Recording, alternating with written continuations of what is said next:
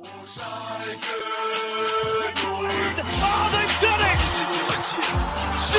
Terodde, an instant hero! Can you believe it? Plenty attacking! No! The comeback is complete! A stunning second half from Schalke!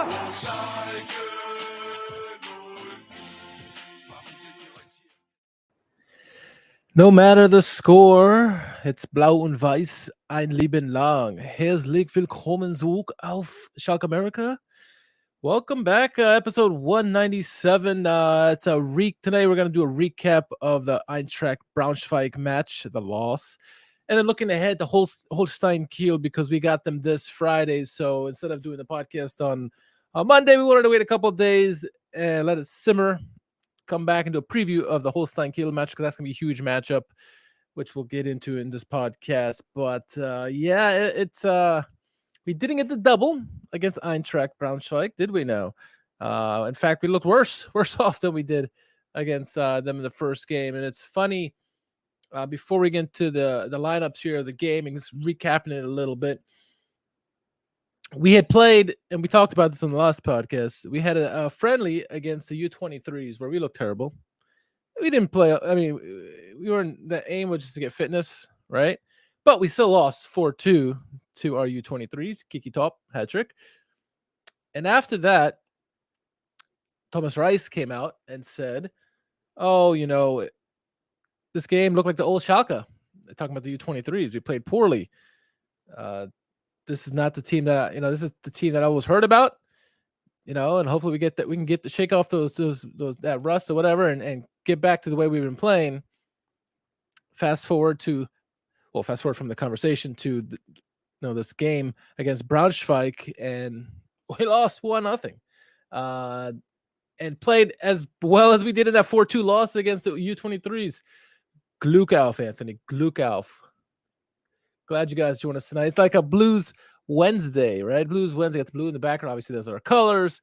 But no blues music in the background here. But you should listen to some. Maybe get some scotch or something like that. Drink with this podcast as we review the game against Braunschweig and look ahead to Holstein Kiel. But yeah, again, look at the game against Braunschweig. We played very similarly as we did against U23s, meaning poor. And it wasn't for lack of trying. Oh, maybe it was for lack of trying, right? Really, the only player you could say tried was Mueller, right? He's been our best player this season, unfortunately, or fortunately, I guess, however you want to say it. But looking into the starting 11, they went pretty much a very similar starting 11. Some players are different. The goalkeeper's different. They went with Hoffmann in goal, Berendt, Ivanov, and Karukai, in defense. Obviously, they had who was it? I forget which player had got sent off in the Pokal matchup, but nonetheless, in the midfield they had Marks, Kraus, Nicolau, Donker, who had a pretty good game, I thought. Gomez, and then up top they had Kaufman and Anthony Uja. Both players did well. Again, they did well in the Pokal match against us. Looking at our lineup, we didn't really change too much other than Lasme, but Toyer, obviously he was inserted into the lineup after the injury to Brunner. There was thoughts maybe Matriciani should get the start in this one. He did not. Wafflo, good to see you. Glück auf. Same to you, Joseph. But yeah, the question was Toyer or Matriciani. Many people thought Matriciani is the obvious start, but I guess I could see why Toyer got the start in this one. The center backs for Baumgartel and Kaminsky, and with Owayan back healthy after missing out the last one, Matriciani obviously started the last game. In the midfield, Tempelman, Schallenberg, Seguin, as they say here, and I say in Germany. And up top, you had Karaman, Terodde, of course, and then Lasman come in. We've been screaming for Lasman to come in. And so, yeah, it was a okay lineup. I thought from the very beginning, but we wanted to see goals. That's what we wanted to see against Braunschweig, the Pokal matchup. We didn't really get that many chances. We got the win. It was nice, but we didn't look good in the process. Despite the win. And then we went against the U23s and we lost terribly. And in this game, we were just looking to see a rebound. Rice was looking for a rebound. Didn't really have it, did we? Now, obviously, Karaman scores 2-3 minutes into the game. Nice free kick ability. Again, Thomas Owayan back to his free kick abilities that he had 2 years ago, not so much last year, right? And so Nice cross into the box. Kahneman there's a trailer in the box and gets the goal in there. Wonderful. Just put it away, really. But then the whistle comes, and then okay, VAR check. Let's see how it is. If it's tight, we didn't have the VAR check in the Pokal, which we had a couple goals probably or penalties we could have had in that game extra. But they go to VAR, and Kahneman is clearly offside. So no heartburn versus that. I mean, glad that we scored early.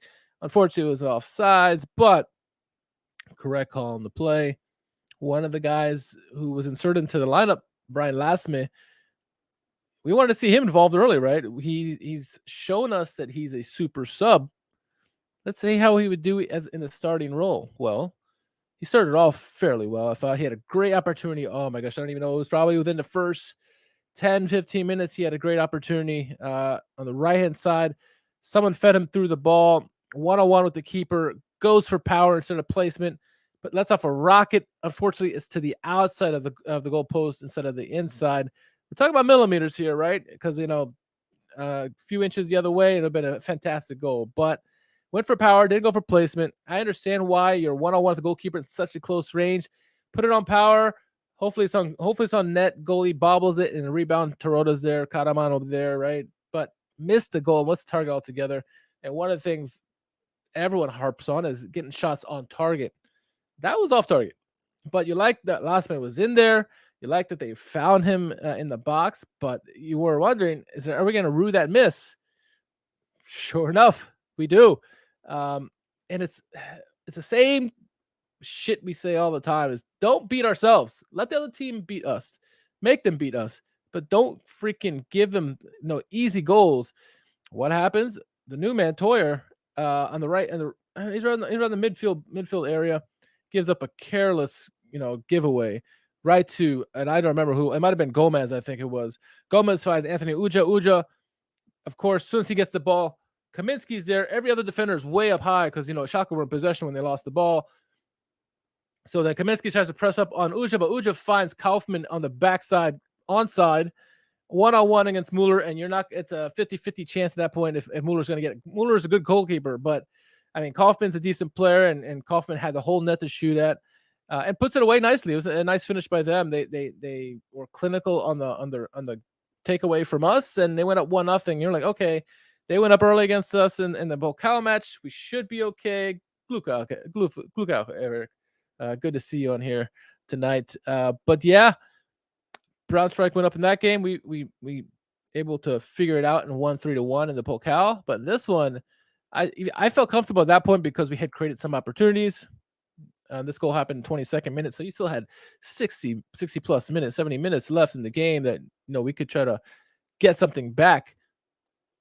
But didn't really happen, right? We didn't really create many opportunities in this game. It just seemed like watching on the illegal feed, mind you, there was no Jack tonight. It's hard for us when in this Fight the Liga when there's no streams.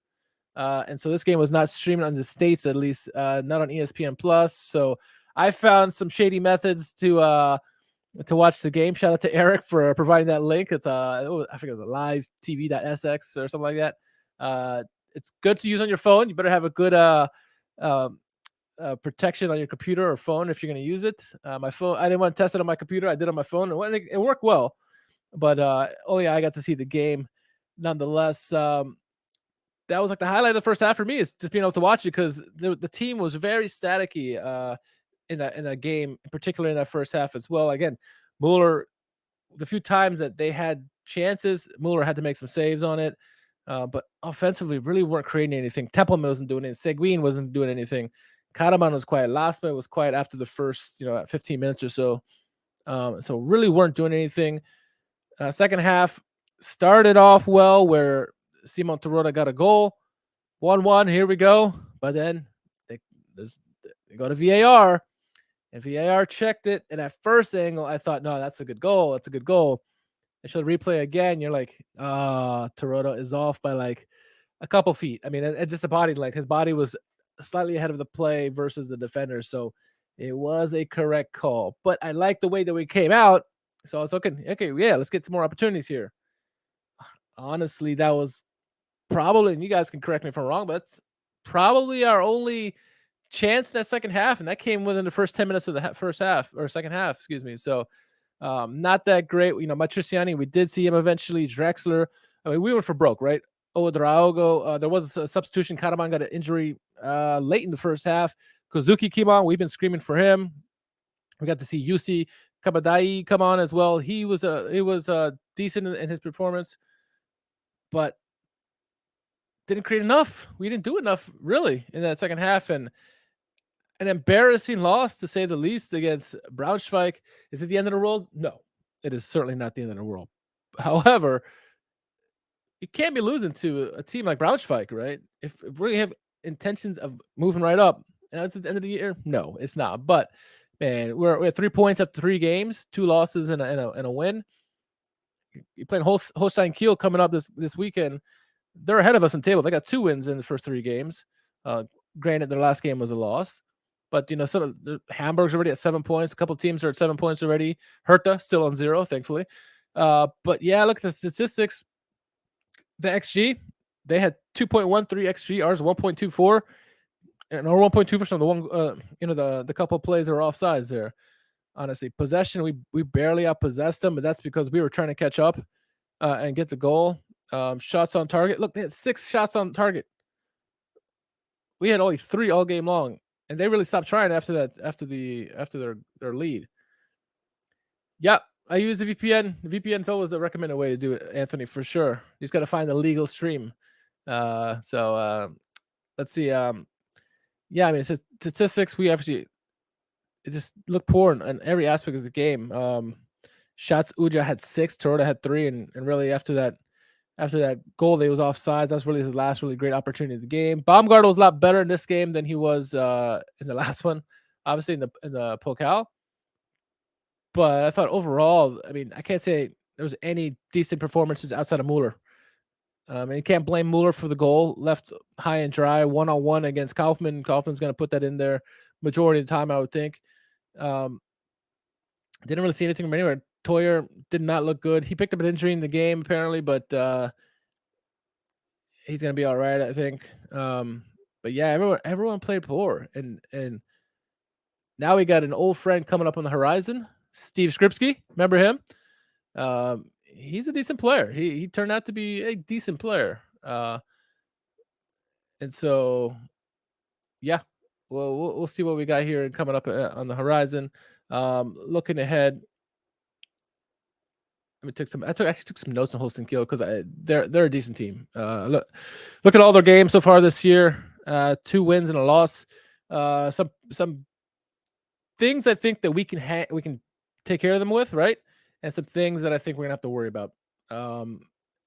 Let's start on the things that we have to worry about, right? We are prone to making defensive mistakes. Toyer this last game, Baumgartl the game before that. We typically have at least one big error in the game. They are clinical. They will pounce on our mistakes and they will score goals on them. So we have to be mindful of that, especially Skripski. Skripski will get on the end of those plays too, as well as Machino. He had a nice penalty score against what was it, Growth and First last week or 2 weeks ago, I think it was. But Skripski, I talk about Steve Skripski. He's a smooth finisher now. When he goes 1-on-1 against the keeper or gets the opportunity, he can actually put the ball away. He was up, I think, at 15 goals last season for Holstein Kiel. So he's not a bad striker, at least Zweite Liga striker, right? So gotta have to keep an eye out for him. We like to use the deep throw-in off the when we're down near their box, and whether it's Brunner or Matriciani or Owayan, we like to throw it into the box, right? They got this guy. I forget what number he is. Let me see if I can look it up real quick. Excuse me. I want to say the name escapes me right now, but it didn't even show up. Number 13, left back for them. He can throw it from like midfield into the box. This guy's got a freaking cannon for arms, and so they will use that to their advantage to try to get some opportunities from free corner kicks, if you will, through the throw-in. Very good off of that. I saw some good plays. I think they even scored 1 goal off of one of those deep plays there in the game against was it Magdeburg maybe on the 4-2 loss there.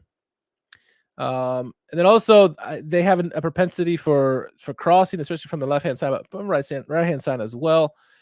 And they like to look for that trailer, the backdoor runner. We have not been that great looking at the back door, in our games this year, even in our friendlies as well. And they like to look for that guys in the back door. One of their midfielders scored in the last game doing that. Where is it? Let me pull that up. Where is it? What's his number there? It is Sterner. Sterner scored a goal coming from the back door. I mentioned Machino got the penalty for them, so he's something you have to keep an eye out for. Skripski tends to play as a second striker, maybe even a 10 sometimes, depending on the formation. Sterner will definitely be in that midfield 4, midfield 5, depending on the formation. But someone to keep an eye out on. Machino is obviously someone who's very quick-footed, can get behind the defenses. His goal against Greuther Fürth was a trailing run. I think it was Greuther Fürth, or maybe it was one of the second games. Someone sprung him and ran through the defense and scored a nice goal there.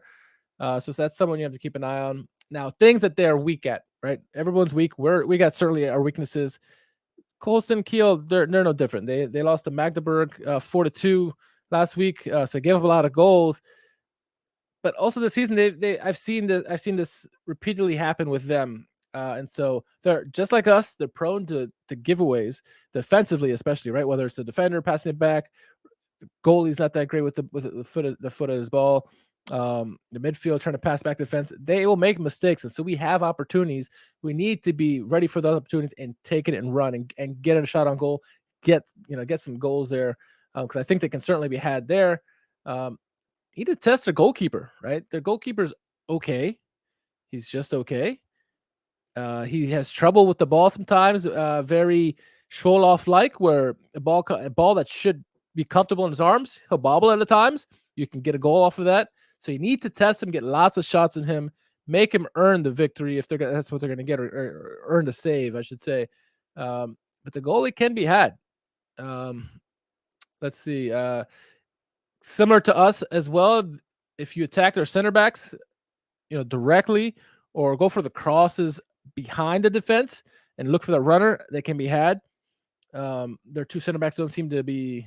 It's similar to us, where if you get that one striker, what do we see in the first game, right?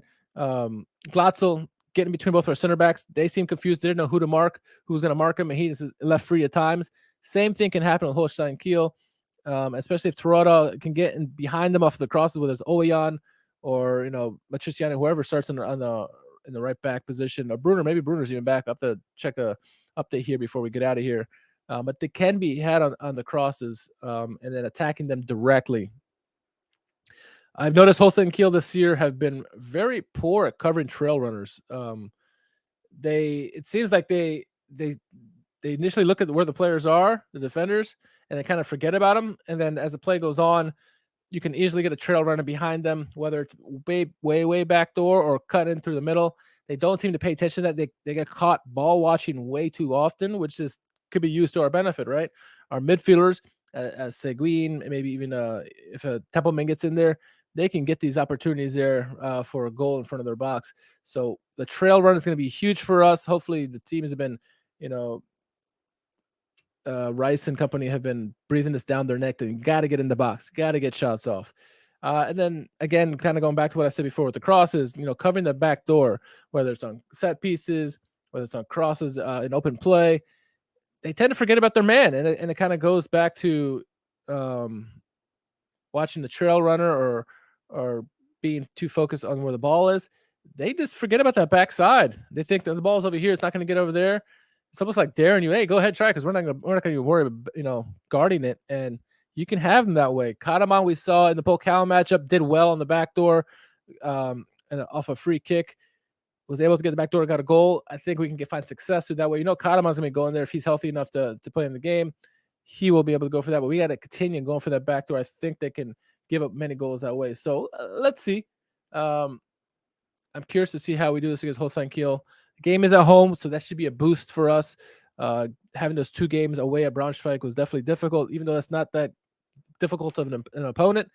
Their home is pretty difficult, and being there for 2 games in a row, playing any opponent twice in short succession is difficult. It's very hard to get any opponent in any sport back-to-back games and hoping to get the same result.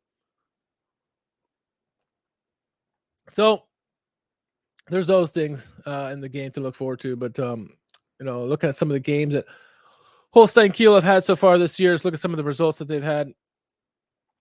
Pull up their schedule here. So let's see. They did lose the Magdeburg last game, so they are no longer defeated. 4-2. I mentioned some of the goals in the game. Possession wide, they were outpossessed. I expect Holstein Kiel to be have the lion's share of the possession in this game. I do. So it's how do we do on the counterattack? It's going to be huge for us, whether we can do that or not. But yeah, they lost to Magdeburg 4-2. Then in the Pokal, they won their Pokal game against Gütersloh 2-0. They did beat Grotefurt 2-1. Those are the goals by Sterner and Machino in that game. They beat Braunschweig, and they weren't too convincing in that game against Braunschweig either. Braunschweig did get a red card, and then they didn't get a goal because of that. But they only won 1-0 against Braunschweig, so it kind of puts in perspective how good they are. So it's still tough to say. I fancy Holstein Kiel to be one of the top 6 teams this season. Can they be had? Absolutely. They're not world beaters, and we should be able to bounce back well, especially at home at Veltins Arena. But it's gonna be a big game, and I think looking at who they have in attack, Skripski is someone we're gonna have to absolutely pay attention to. Cannot forget about him. So yeah, let's see what we can do here. I do want to take a look at some of the news in and around Schalke that is on Twitter and around. So Thomas Rice after the game said, after the loss to Braunschweig, said this defeat hurts. We wanted to take something from today's game, and we'll now have to analyze thoroughly. We won't win a game playing like we did in the first half. Yeah, and we saw that against the U23s, right? You can't beat anybody playing the way playing like the old Schalke, as Rice says. The team is way too static. Not enough people moving around, people ball watching, errors all left and right. The midfield looked this lost in that game. Looked like they never played with each other, and we know that's not the case. So we gotta have an improved performance in this one. I don't even know what that is right there. So moving on. What were some of the notes I saw before I want to get back to? I'll work my way back.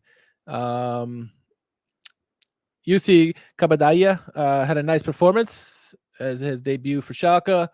Let's see. Toyer mentioned the injury. Got injured to his jaw. Drexler and Karaman are suffered both muscle injuries and will be out for a few weeks. So no Karaman, no Drexler.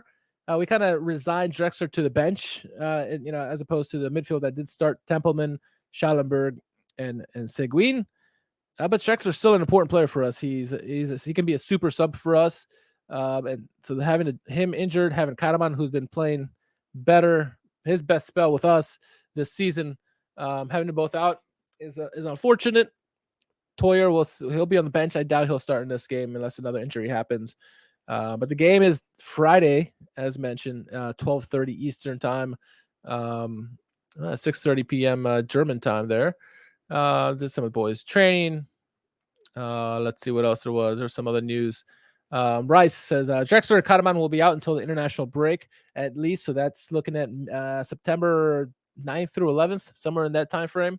Nonetheless, we're going into the next game with purpose, and the boys are really looking forward to it. All right, let's see it. Hey, I'm for it. Let's go. Poulter has a toe injury and can't do running exercises just yet, but he should be back for the game against Wiesbaden. Toyer hasn't broken anything. He still has some facial swelling. Lasme had just had a cramp. That was the other injury that we heard in the game. Lasme did come out, but it was just a cramp, luckily. So he should be back for the game, which is thankfully for that. Rice admitted we weren't aggressive enough against Braunschweig. They gave us a taste of our own medicine. We're a quality team, but you've got to be aggressive to win games. That's just something I expect from a team. I mean, the team was not aggressive whatsoever in that game. So you play static, you're going to lose. It's plain and simple, honestly. But yeah, let's see. I mean, I'm curious to see what the lineups will be in this one for us. Hopefully Bruner's back. I haven't seen any news on Bruner. If you know any news on Bruner, please let us know in the chat or send us a tweet. I do know some other bit of news for us. At least one of our players who do get on the pitch. Asan Odraogo, there's a little pissy match between the DFB and Schalke about they want him for the U17 World Cup, and Schalke are like, no, you're not getting him. He's a key player for us. You're not going to take him for like a month from us. And so it's a pissy match back and forth. And thanks to Ryan in the Discord for starting this chat about this. And so basically, Schalke have no real reason to give up Odraogo. Yes, he could do well for them, but the only really time there's obligations when it's actually the World Cup, honestly. And this is U17s. Well, it'll be good for him to go out there and do well. The team isn't that deep, and we kind of need him, right? When he came on against Braunschweig, he was one of our better players in that game. Unfortunately, didn't do well, but he was lively at least. Majority of the guys were just very, very static. We're not moving around. At least he came on and tried to create some things. So hopefully Schalke stay strong in this, because all we need is him to go on international duty and then come back injured, and then we're out another key player, right? We're still waiting for Kazuki to kind of get back up to speed, but Odraogo, I say don't let him go. I just don't. I mean, I know it looks good for him, but hey, you do not have to release the player. I did mention Kazuki there. Curious what people's thoughts are on Kazuki in that first game. Rice did come out and say, and this is before the game against Braunschweig, that Kazuki is there. He's obviously an offensive player. However, Rice wants to see him do better defensively. We had this kind of notion last season when he after he had a great start for Schalke in the Bundesliga, and they were like, where did he go? And we had an inkling that it was probably some lack of defensive responsibility on Kazuki's part, also coming back from injury, right? But Rice admitted, saying, hey, look, Kazuki's almost there, but he needs to do more defensively. So in the U23 matchup, and also they talked about a friendly against one of the Polish teams early in the year, in the preseason, how he had Kazuki play a position that he's not familiar with, which was typically in the central midfield area. He's a winger, he's an attacking winger, but he played him in these positions because he wants him to practice playing defensively. And he even said, Rice even said, hey, look, we're not looking for him to have these great performances in these friendlies. We want him to learn how to play defensive, have that defensive mindset when he's out in the game. He knows that he should, where he should be attacking defensively, helping out the team, because you help out defensively, get the ball back, you can go back and you have freedom on the attack to go and try to score some goals. So we saw Kazuki early in this one. Obviously, was an injury to Karaman, so kind of forced Rice's hand early, but he could have picked anybody, and he picked Kazuki. So that's good news. Maybe we'll see, with Karaman out injured, see more Kazuki now. We'll see against Holstein Kiel if he can do that. Hey, I say put him in. Feed off the home crowd. If he doesn't do well, take him out at halftime. But I think I like to see more Kazuki. Give him more of that match game experience to get better. Right? You can only do so much in practice. You need to be out in the games, learning and getting better and adapting to play. So we'll see if he gets in there. And the last bit of news, thanks for Eric Zigerman, also on the Discord shouted out that if you type in Bundesliga 60 on, if you have ESPN for those in the States, or ESPN access to ESPN Plus, it shows it's a nice little piece there on the Bundesliga, commemorating the last 60 years of the Bundesliga's history. So definitely check that out. I'm definitely gonna be watching that this week, being on holiday from work. So yeah, that's gonna be an entertaining one for sure. I'm excited to see that, and I'm sure there'll be some controversies depicted in that. Probably some about Schalke, right? Never failed us, right? But yeah, it'll be entertaining nonetheless. Get to see some old footage and how the Bundesliga's come up in the last 6 years. So excited for that. So Eric, thank you for that. But yeah, that's. I want to keep it short and sweet today. The Braunschweig review was very short, just because nothing to talk about. We looked like ass, didn't play well, got outplayed. Can't cover Anthony Uja, the one guy who was, we had to guard up, and then Mueller did what he could. He had some big saves in the game. This is the one he couldn't save, and he was kind of left out to dry off of the Toyer mistake. And then try to spend the rest of the podcast talking about Holstein Kiel, who are going to be a difficult opponent.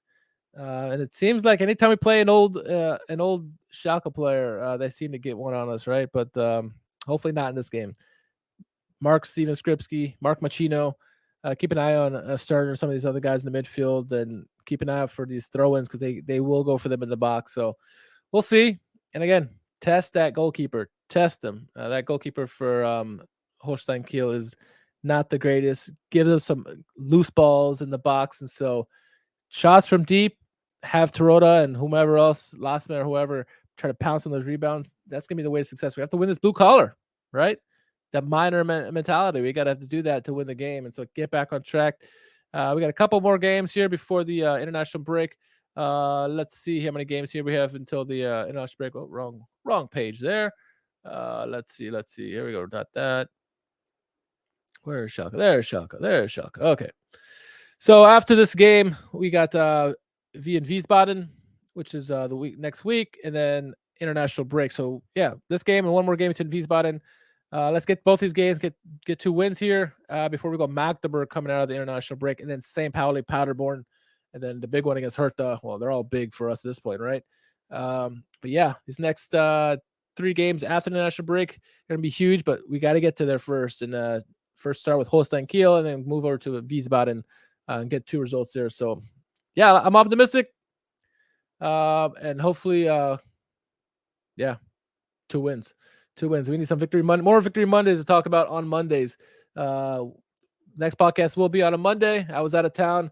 I was so upset with the game that I had to just get out of town. I went to the Philadelphia area for a few days. Just got back. Wearing my Patty's Irish Pub shirt here, but had to get out of town, clear the head, and come back. So that's why the podcast is today, and it wasn't on Mondays. So we'll be back on Monday, rain or shine, win or loss. Because like I said, doesn't matter the result. Blau und Weiß ein Leben lang. So, all right, for Jack, wherever he is in Chicagoland, for everyone else who joined us on the podcast today, thank you again. Enjoy the game on Friday. There will not be a live stream. I was attempting to do a live stream on this last game and then realized last minute, the game's not televised, so I can't do a live stream. So even though the game this Friday is televised, at least in the States, it is on ESPN Plus against Holstein Kiel, will not be televised. Oh, you know what? I might be off. Let's see. We'll see. Game time decision. I am off this week, so game time decision to be determined. But at the latest, Monday on the podcast. So, but keep you guys out of here. Don't need to men on the loss too much. Let's just think positively and get a result this weekend or this Friday against Holstein Kiel. So, all right, guys and gals, thank you once again. Stay strong, stay positive, and all I can say is, Glück auf.